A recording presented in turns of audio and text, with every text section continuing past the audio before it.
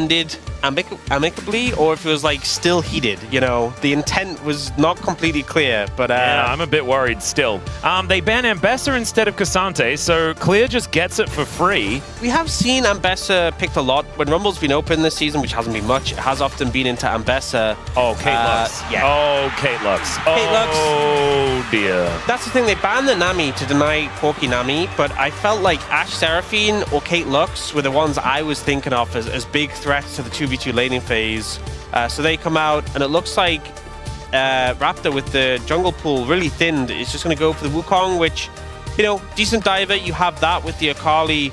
Can be a big threat to this backline. I like Neferi a lot more, actually. Neferi Lulu we've seen already find a lot of success. Obviously, that was a different version of Neferi playing in the lane rather than in the jungle, but Raptor has been decent at this champion. We just need to not have a repeat of that one play that we all remember when he played Neferi early in the season, and it was just terrible. That was definitely a hug between them. That was just uncanny. Okay, BNK FearX have an opportunity to bring us to 3 games. With a win here, we'll see whether they can.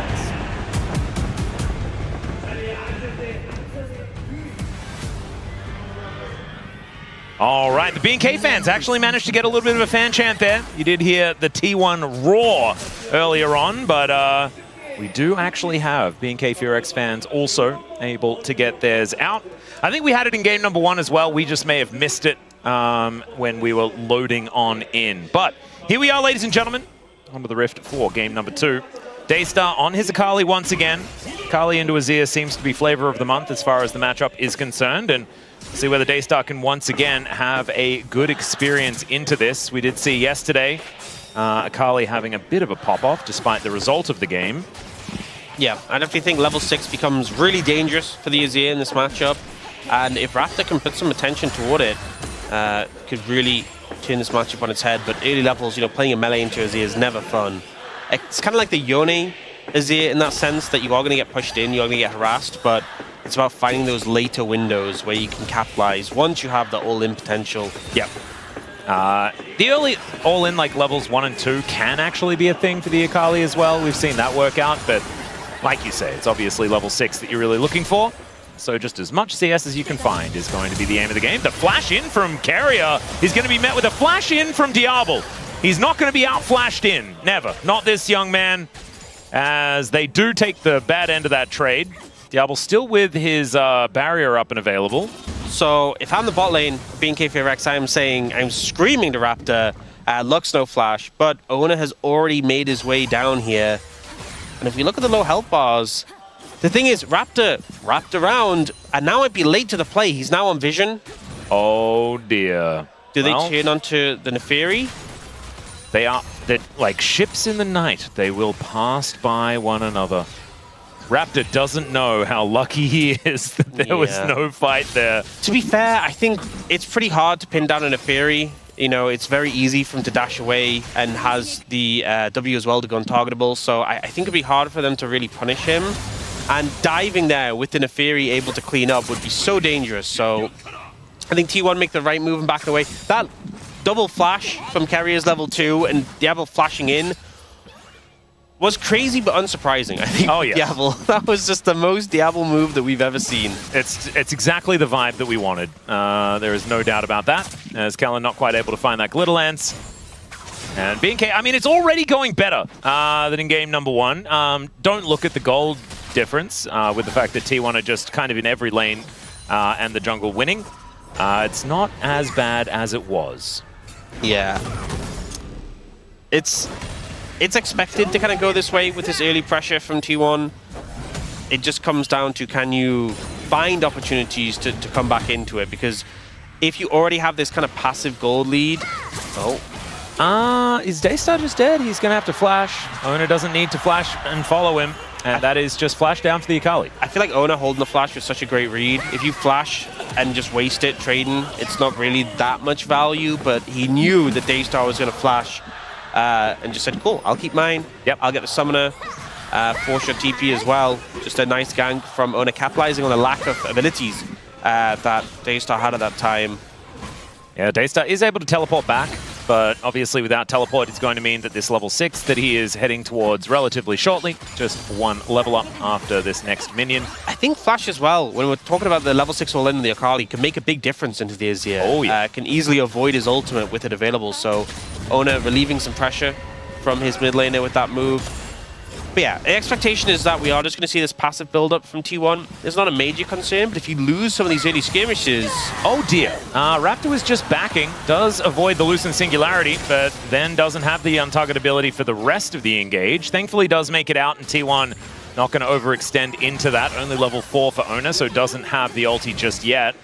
Still T1 with a lot of control down here. It is about 6 minions, the difference between the two, and which will continue as Paze clears out these remaining 3. Light Binding connects, and Diablo does still have his barrier available, but that is not a trade that he really wanted to make. As there is the net in, finally the barrier does come on down, and the Light Binding connects once again. Peacemaker is not looking real peaceful here in the hands of Paze as they just destroy the Lulu.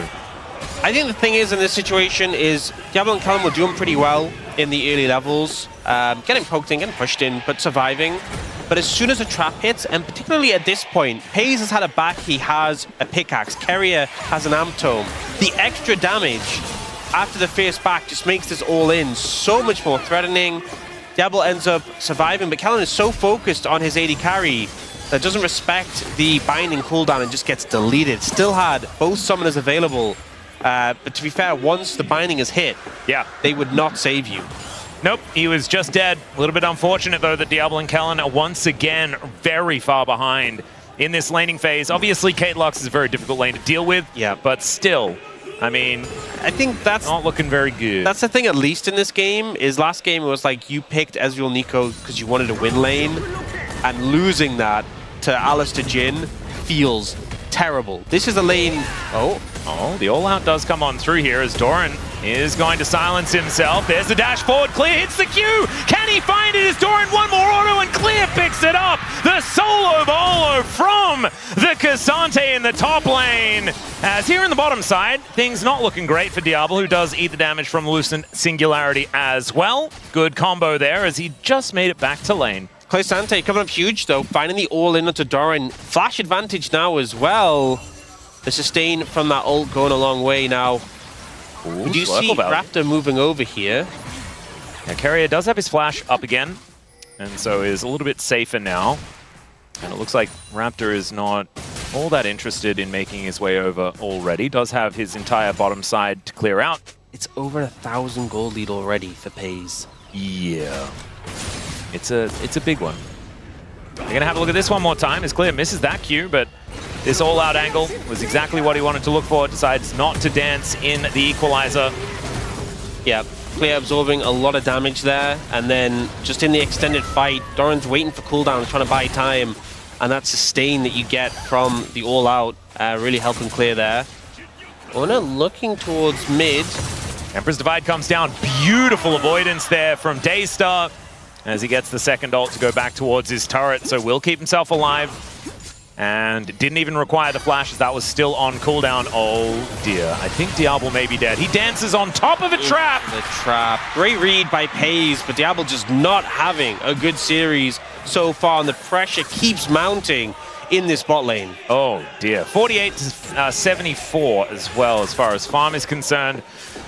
It's all negatives here for BNK FearX on the bottom side. As we're going to have a look at this one here on the bottom side once again, and I kind of wish we didn't. It's just so well played. You're already so low, and it's both of them read it, right? Keria through the binding, and Paze at the trap down there already. They just knew where he was going to go. They knew he couldn't continue to disengage back towards his tier 2 because as soon as you run out from the turret, you don't have that assistance, you're just going to die. There was only one way he could go, but it was just pixel-perfect reads from both the bot laners of T1. Yeah, gorgeously done. There's the flash all out. Not exactly the best position, but there's the ulti in from Raptor, and Clear picks up another one. This time with Raptor's help, or at least a little bit of assistance, you could say. But this Cassante is very, very large. The problem is he's building all magic resist, and there is still Paze that he has to contend with later on in the game. Yeah. And so that battle, once they do make it to team fights and things like this, is going to mean things can get a little bit awkward. I mean, the Kinnick Rugen is going to be fantastic for the 1v1, and presumably he gets an armor item next. Yep, can also fight against Faker as well inside lanes. Yeah, Faker's, Paze is not exactly shredding anyone at this point who is tanky, who has a lot of health. So I don't think it's too much of a concern he's lacking armor right now. The main concern is that bot lane is just bleeding out completely. And as much as Raptor and Clear, this duo, are very good at ganking a Rumble, these two champions they have, you can see with the deficit in bot lane, Raptor is so cautious about coming down, because if Oner is there, you just, all three of you die and you just lose the game. Yep. And honestly, even if Oner is not there, I don't know, with how far ahead they are now, there's a good chance you don't get a clean double kill, which is what you're really hoping for if you come bot lane. Yeah, and every single time a light binding comes out, I'm worried that someone's going to die, especially with Diablo's health bar where it is. No barrier available as the Slurkle just barely does not stop Paze, who puts together his first item. Oh god. There is one weird axe thingy that Diablo has in comparison. Yeah, the problem is we're hitting this point where you get the cashback money completing the first item. If you look at the progress on the bot lane quests, Paze is nearly done, and Diablo's like 3/4. And obviously, eventually, Diablo's is going to be done. But between the cashback from the first item and having the quest completed way sooner, and just a general gold lead, Paze is going to be so far ahead as we go into this mid-game that you can just blow the game open with that advantage. Well, that's precisely what's happening right now, as we have a Cloud Drake second up. See what the soul is going to be immediately afterwards. But right now it looks like T1 are not going to be contested on the take of Dragon number 2. So Double Dragon once again, bit of a monopoly on that objective so far, as in goes Daystar looking for an angle towards Faker here, who's moving the wrong direction. Right now, Daystar feeling pretty good. The ulti does finally come out, and Daystar just ults over it and picks up the solo kill in the mid lane. Solo lane is going well here for BNK FearX, but it's this bottom lane that's leaving T1 still with a pretty massive gold lead.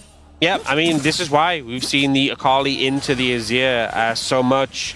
Faker obviously struggled playing against Roma in this matchup yesterday. Yeah. And once again, Daystar able to find a solo kill. Just so much mobility and threat onto a champion who normally survives by just having more mobility than everyone else. Oh, that's a TP in from Clear. They're looking for this play. Yep, they want to try and find an angle as Diablo dashing on top of Paze right now. There's the flash wild growth just to hold Paze in position as Raptor is trying to make his way down. Cease and desist comes in as he ults over to Paze in order to get himself out of there. Speaking of out, Clear is now just going to push the rest of them away, and Doran comes in to try and change this. But Clear has that big old shield, and Doran doesn't have the quest completed yet. Clear's health bar still hasn't moved as Raptor down to about 200. Faker is also about to die as Daystar picks up another solo. Keria is exceptionally low as Raptor does go into the sky. Clear pulls back Doran.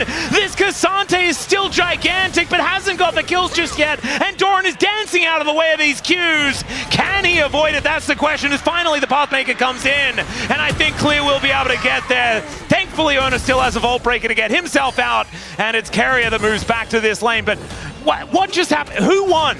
I think BNK are in a better position now, right? I think BNK got a lot out of that, which, you know, considering how far behind they already were, they are very happy with how the play panned out, especially as they got that solo kill in the mid lane in the meantime.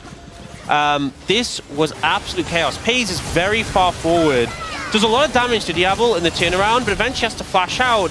And Raptor is like, I'm killing that Caitlyn. That is my goal. Does so pretty easily.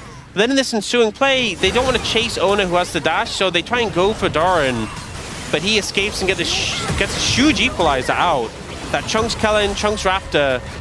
And then Clear is such a big threat. Finds Keria, but look at Oner here. Dashes in, kills Diablo, smites Kellen for the 2 kills. And honestly, without that play from Oner, this would have been incredibly favored towards BNK FearX. That cleanup, that angle he found there, really was the difference maker. The fact he survives as well. Now, we get to see what happened mid lane. We got a brief look. And this is without ultis, right? Yeah, he just gets shot by a sword. Yeah. Faker just not respecting the Gunblade spike in that close range melee. Going forward like that, just gets immediately punished by Daystar. Well, now we've got a little bit of a 2v2 breaking out here. Raptor is going to leave as it becomes a 3v2 with Keria in the area. Diablo has to pick up this wave. So T1 with some control of this top side. You can see already so much vision in the area. There's a cease and desist down as they look for Daystar. He's going to dance on in as Oner is just dead before the fight's even really broken out. And Raptor avoids the Emperor's Divide. Faker is just going to get taken out as Daystar picks up a double. And yeah, T1 not going to be able to do anything about this one right now. Even with a fed bottom lane, they cannot manage to match when Oner and Faker are just dead. Yeah, I mean, look at the advantage the solo lanes have in BNK FearX. And yes, Pace is a 2,400 gold lead, but it's being mitigated by the rest of BNK FearX to give them an overall gold lead for what feels like the first time in the series. I think maybe they had a little bit of one in the start of game one, but now starting to find a good angle. And I think this Akali Neferi combo. So fiercely, they go for this engage onto Daystar, but he creates a lot of distance, and they're able to get the reset for the Neferi. Okay, Daystar looking pretty dead now. Yeah, he's going to use the Shuriken backflip, as now Kellen is moving in. Yeah, shoots Oner with a gun once again. There's the wild growth onto the Akali to keep him alive. Oner is just dead as Faker once again finds himself on the wrong side of the rift. The final spark is not going to do nearly enough as he wants to take Raptor with him, but Raptor will not be going down here as Daystar is now 6-0. 6-0 on this Akali. So far ahead, so fed. And they keep trying to make these picks aggressive plays, but Daystar buys so much time here. You can see the rest of the team collapsing in, the Lulu and the Fury on the way. But the Shroud just makes it so hard for these champions to do anything to him. Can't really auto him at all, and you don't have much ability damage. And then Raptor nearly goes down here, but walks on the honey fruit, gets a bit of shielding, and it's Daystar getting that second kill. And this is kind of, you know, we knew the lane in phase was going to be a little bit rough. It definitely was in the bot lane, but this skirmishing power of this BNK FearX composition, the ability of Akali Neferi to dive this backline of T1 is so effective. And Azir normally banks on most champions just can't stick to him, right? He has his dash, he has his Emperor's Divide to get space. Both Neferi and Akali are nightmare champs. You know, you saw Raptor use the reset ult to go in and then just goes untargetable to hop over the Emperor's Divide. 0-4-0 for Faker, 0-3-1 for Doran. Not a good spot right now. Yeah, it's looking like a little bit of a disaster here as Oner is looking to steal away the blue buff. He will be able to do so, as now Pays looking like he's in a little bit of trouble. The light binding is going to go wide as Raptor moving in, trying to take down Keria and Pays. They get the heal for the movement speed, and Oner is now in position.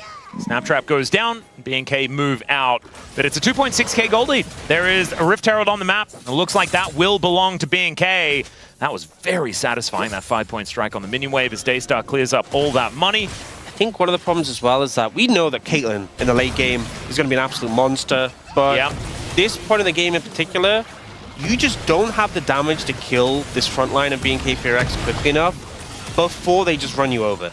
You know, this Akali who has the Gunblade for a bit of sustain, the Rocket Belt for a bit of health, won't die quickly to a Caitlyn, but will just one-shot you. Oh, yes. And the Neferi also not an easy target to connect to. Clear's starting to pick up some armor, but just has a lot of health and bulkiness regardless.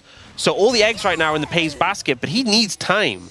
And with how quickly this game has turned around, I don't think BNK FearX planned to give it to them. Let's see whether they can actually close it on out, as Pays actually taking a fair bit of damage now from Diablo, who's dashing on in, looks for the angle, finds the ulti in the Arc of Ruin, as now Keria coming on down, doesn't hit him with the shield, as Daystar lurking on that flank angle as he dashes on forward, caught by the binding, and will get taken down. Huge shutdown over to Pays, as now the equalizer comes in, that's holds Keria! The flashlight binding is maybe not going to be enough, as that is a takedown by the Neferi. At least Doran is able to pick up the kill onto this Yunara, but Kellen baits Oner in, and Raptor is able to take him down. And the top side of the map for BNK are just too fed. The top side coming in clutch, Raptor with the cleanup, and Faker wasn't even there to assist with the play. The start of the play looked so T1 favored. The binding onto Daystar was massive. Oh, Clear is just wandering at Faker here. They do a Shuriman high five, and then they just walk away. So this starts off with some aggression from Diablo to chunk out Pays. We even see Oner just finishing his recall, and they're looking for this dive. Daystar's thinking, I'm so fed, I'm so mobile, what can they do to me? Keria with this phenomenal read. there to catch him with the binding. Immediately taking the Akali out of the fight. And then in the ensuing play, this equalizer forces Diablo and Kellen here. The binding. Oh my god, Keria! So good, but it's still not enough because in the Fury just one-shots your Caitlyn. And even within killing Diablo is worth a lot less than your Caitlyn is. Oner's trying to clean up kills here, but Raptor just chases him down. And the K'Sante is just too tanky to cut through at this point. Yeah, he is actually on the way to item number 3 as well.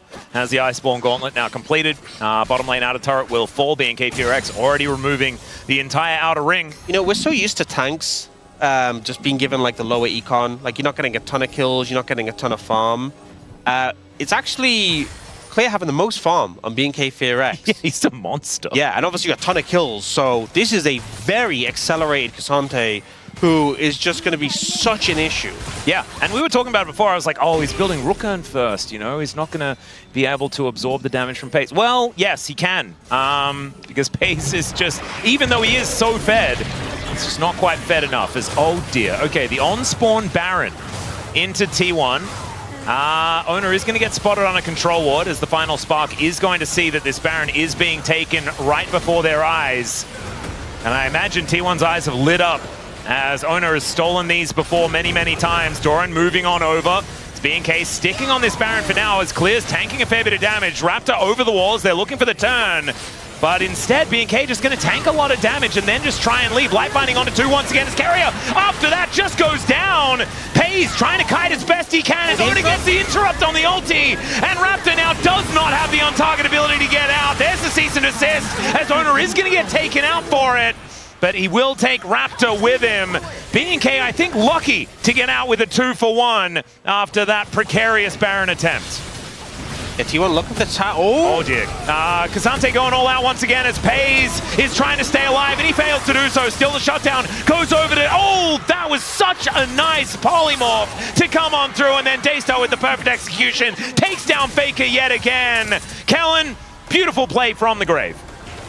You know, it wasn't as clear-cut as I think BNK FearX hoped for, but it's still favorable just because of how strong their mid laner is right now. There's Akali. Claire takes a ton of damage. Daystar dashes into a trap, but Keria ends up positioning very aggressively and just gets bursted down. This interrupt from Oner, though, is phenomenal. Oh, unbelievable. The trap was ready as well from Pays, but keeping Raptor away went a long way. But then they go for this engage, and it's so hard for Pays to get damage onto the Akali in the Shroud. They then try and commit more for the play, but with how fed Claire is, he can just do this.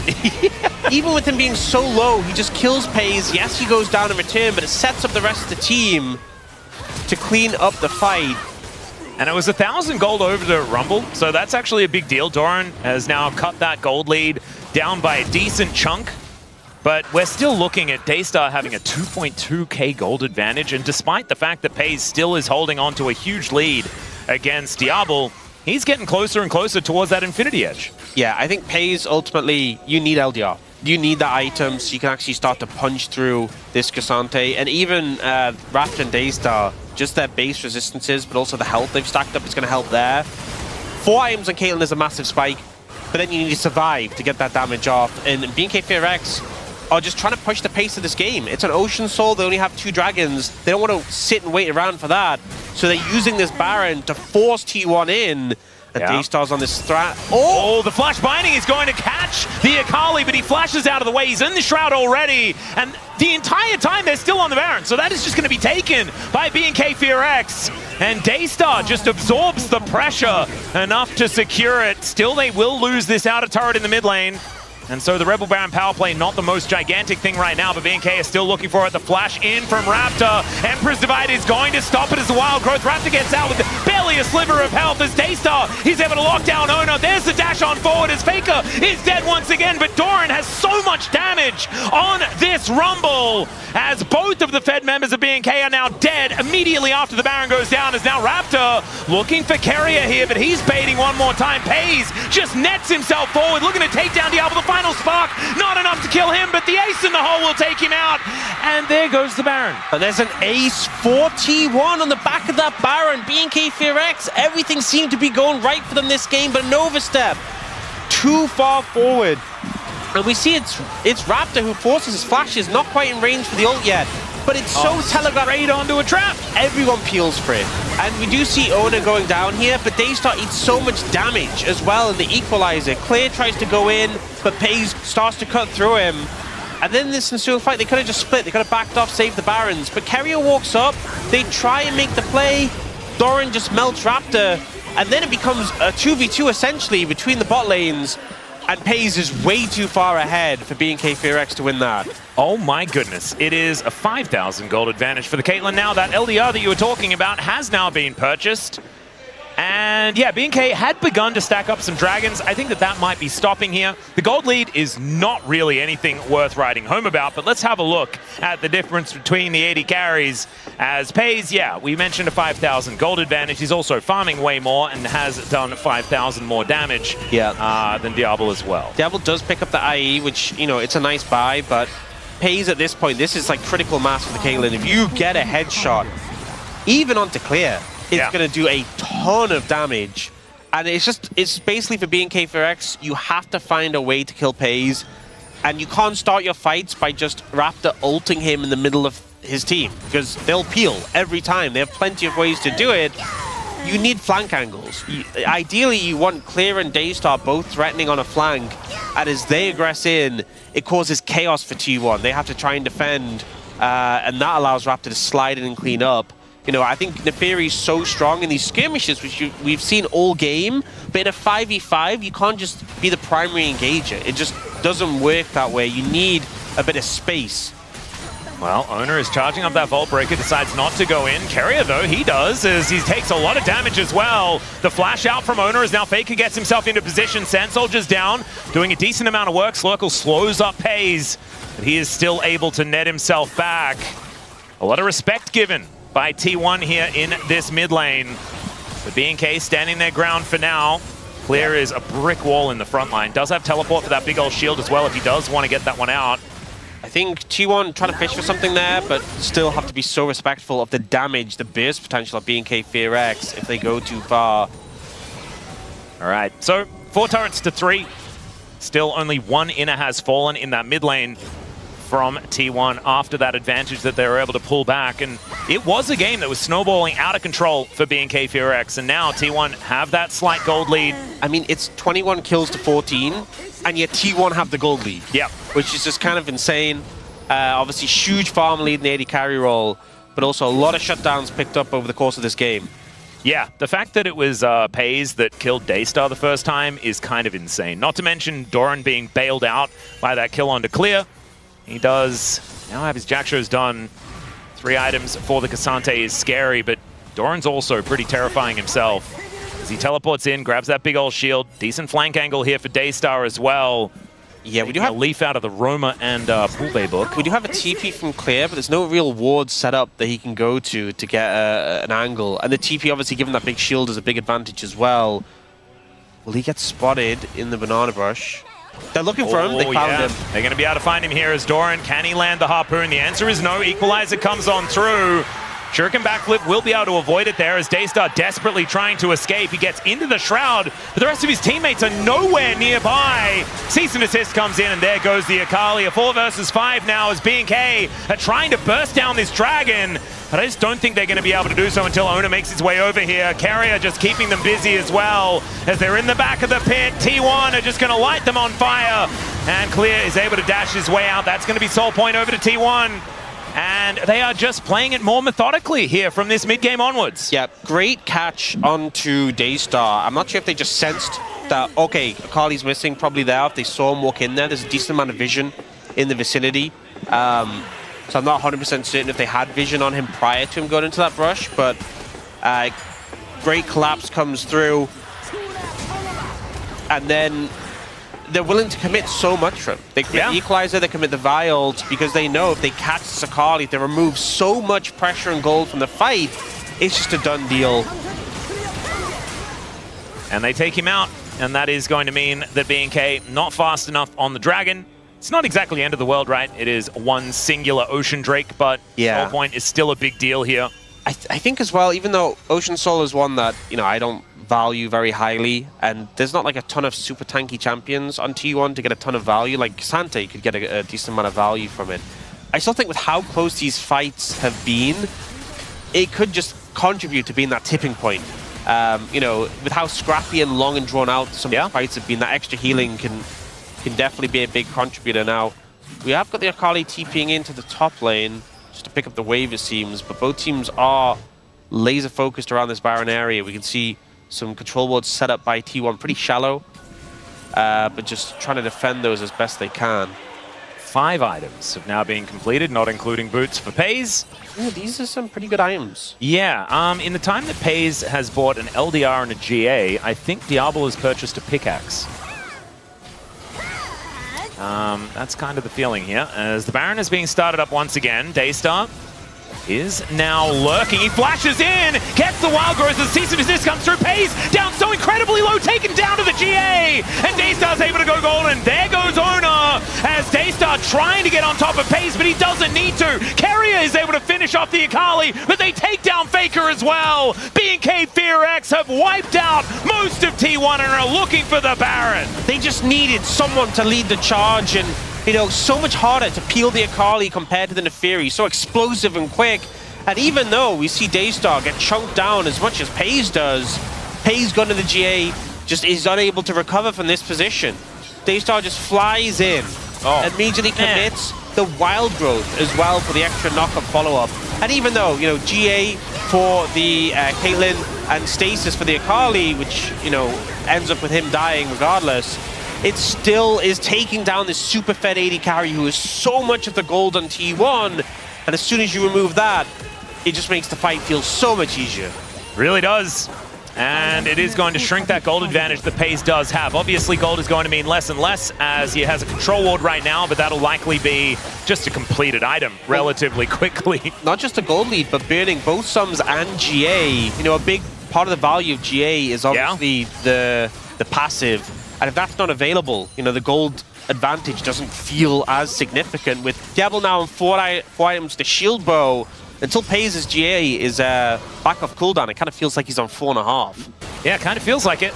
Raptor going to be taking a crab here in this river, as so far the Rebel Baron power play is sitting at about 1,000. That has only been able to equalize the gold between these two teams. There is 100 gold in it. It's kind of insane how close this one is after the absolute decimation of game number 1. Yeah, you know, game 1, very clean, very surprising based on what happened with T1 yesterday. We're expecting some shenanigans, and this game is delivered. Yeah, the circus is back in show. We have returned to the tent, ladies and gentlemen. It was certainly business as usual. Maybe we were in the office for game 1, and we're back in the tent for game 2. As this inner turret will be taken out, as the Lucent Singularity does not find much because the light binding missed. And now Oner is going to be vault breaking backwards, avoiding BNK as best they can. 1,700 is the lead, but BNK have only been able to take that inner turret on the bottom side of the map. I believe the inner had already gone down earlier on the top side. And so not a massive amount of value from this Baron. It's this Drake that's coming up in 25 seconds that maybe they need to be a little bit aware of. They have so much vision in the area as now Clear could be in trouble. Faker is moving over and the Vault Break is going to be there. That teleport, a very weird decision for Clear to make as he does look to try and push Oner away. Gets the all out as now Pays is going to show up. Emperor's Divide sweeps him under the rug. And that is going to be a dead Cassante for a minute's time. And Raptor actually walked all the way up here to try and defend. The rest of BNK also doing so. Yeah. Not able to threaten the dragon on the other side of the map right now. T1 continuing to push here. Oner, though, doesn't want to face check. A little bit dangerous as he does try to Vault Break away. Still, he gets a big old shield, but now Diablo getting hit by basically everything and the kitchen sink as Raptor goes down to the GA. The equalizer is going to burn the Yunara to a crisp as Raptor cannot do anything, and it was just fighting a losing battle here for BNK. And just like that, suddenly T1 might be looking towards an end. Daystar is up and available, but if he ends up getting caught out, goes down, if a binding hits, T1 will just push to finish. Yeah, 10 seconds on Clear here before he is back up and available as Daystar. Let's see what he can do here. He dashes on forward into the Shroud now as well. He blows up Pays! He will trade himself for it, but that is so much of the damage here onto these structures removed, and that may have saved the game for BNK. That was enough from Daystar. Finds the play, shuts down the T180 carry, and is able to keep the game alive. I do think Dragon might be handed over here to T1, but this play here, Oner disengaging, and then this binding from Keria. The timing has just been impeccable. Doesn't save his jungler, but we see FaZe trying to put a ton of damage on Diablo, but he's saved by the shield bow. But then Doran comes in and just cleans him up. We see the trap catching Raptor, even though he goes invulnerable, so he doesn't die to it. He will go down after. And then here, this Akali still just so much of a threat. With no GA, no summoners, FaZe just gets exploded in a second. And we're seeing in live as well that the Dragon is going to get sort of brute forced. Keria looking to try and at least be a nuisance in the area, but without FaZe, T1 were not able to stick around. They did get there first, but BNK bully them away. We saw Faker TPing into mid lane. I expect to try and lean towards the Dragon and secure it, but BNK FearX able to force our way in and take it. Both teams on soul point. I do think a lot of Ocean Drakes. Yeah, I do think BNK FearX. Oh dear. Well, Clear is going to find Faker here. He all outs to avoid the Emperor's Divide. They trade ultis. There's one thing, I think I was a little bit rude to Clear. If you just press your teleport and get interrupted, do you still get the big old shield from the quest? Or do you have to actually have teleported somewhere in order to get the shield? Because I didn't see the shield, but he took a bajillion damage. I don't think he got the shield. Alright, so it was just a little bit of a silly But you know what, I'm not 100% certain, but it's because he had the Kainic Ruking shield, but I don't think he got like the big... Yeah, because that shield is hefty, right? Yeah. So I think I probably would have seen it, but if that was his attempted maneuver, then that would have worked. Yeah, because that would have made more sense. Obviously, into a Vi, you're never gonna... No, exactly. Like, Oner didn't even need to ult, but he had it. Yeah. He just broke the vault, as it turns out. Clear very close to level 20 as well. Might actually have that on this wave, as Nevermind sharing the XP means that he does not. Okay, Rabadon's in for Faker. And honestly, Faker's...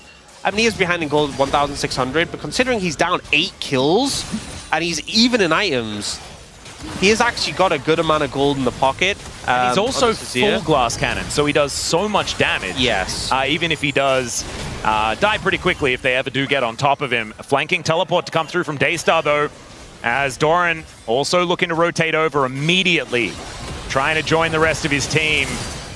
As T1 set up in the mid lane, Light Binding goes wide as BNK moving over towards the freshly spawned Baron. Daystar flashes in, they get on top of FaZe! Can they blow him up? They take him down to the GA! But there goes the Akali first off! And there's the K'Sante going down as well. FaZe might actually die as Raptor, he's able to pick up that kill, but Faker is still standing, and we mentioned how much damage he can do. Kellen and Raptor by themselves cannot do enough, and T1 are now closing in on the base! That's the thing, even though Faker struggled in this game, he's so fed now. He is a second carry, and FaZe buys enough time with the GA, with the summoners. Faker comes up to clean up the Neferi. Oner is looking for that Lulu. There it is. With that, even still doubting kills, but T1 will find their second 2-0 of the weekend. And this time was not the same as game number 1, but still another 2-0 here for T1 in